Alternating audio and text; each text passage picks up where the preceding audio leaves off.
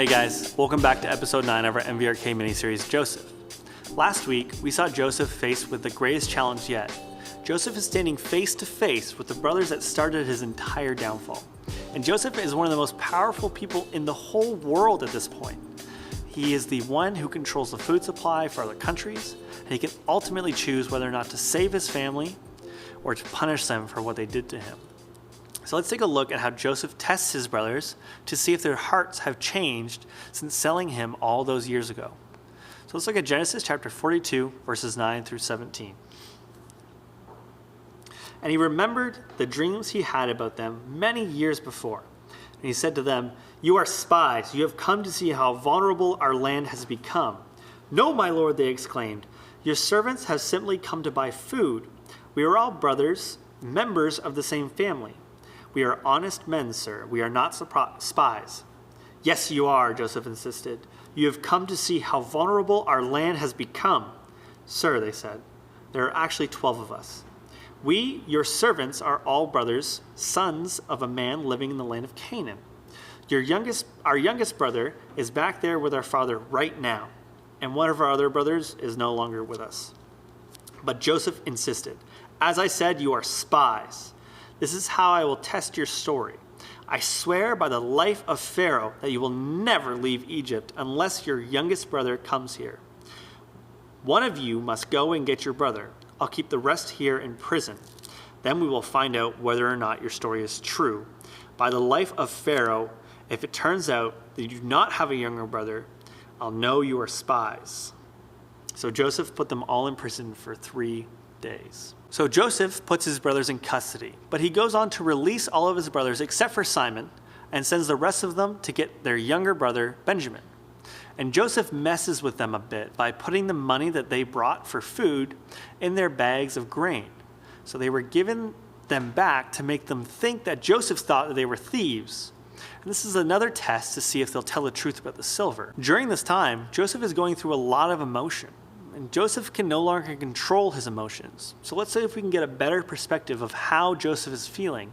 So follow me to Genesis chapter 43, verses 29 to 30. Then Joseph looked at his brother Benjamin, the son of his own mother. "Is this your youngest brother, the one you told me about?" Joseph asked. "May God be gracious to you, my son." Then Joseph hurried from the room because he was overwhelmed with emotion for his brother. He went into his private room where he broke down and wept. So after all this time, Joseph had no idea what was happened to his family. And then the famine hit the land and things became even less certain. But they are here, and Joseph is about to pull another test on his brothers to see if they have truly changed. So now we're in chapter 44, starting at verse 1.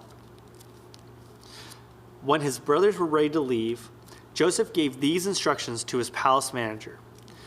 "Fill each of their sacks with as much grain as they can carry, and put each man's money back into his sack. Then put my personal silver cup at the top of the youngest brother's sack, along with the money for his grain." So the manager did as Joseph instructed him. The brothers were up at dawn and were sent on their journey with their loaded donkeys. But they had gone only a short distance and were barely out of the city. Joseph said to his palace manager, "Chase after them and stop them. When you catch up with them, ask them, 'Why have you repaid my kindness with such evil? Why have you stolen my master's silver cup, which he uses to predict the future? What a wicked thing you have done.'" When the palace manager caught up with the men, he spoke to them as he had been instructed. "What are you talking about?" the brothers responded. "We are your servants. We would never do such a thing. Did we return the money that we found in our sacks? We brought it back all the way from the land of Canaan. Why would we steal a silver or gold from our master's house? If you find his cup in any one of us, let that man die, and the rest of us, my lord, will be your slaves." "That's fair," the man replied, "but only the one who stole the cup will be my slave. The rest of you may go free." They all quickly took their sacks from the backs of their donkey and opened them. The palace manager searched the brothers' sacks, and from the oldest to the youngest, and the cup was found in Benjamin's sack. When the brothers saw this, they tore their clothes in despair. Then they loaded their donkeys and returned again to the city. So Jacob's sons knew that they couldn't leave without Benjamin, and they had already lost his favorite son, and it devastated him. And losing his youngest would nearly kill him. So they went back to try and get Benjamin. Now, Joseph had planned for this all along, knowing that if they cared for their brother, they would not abandon him.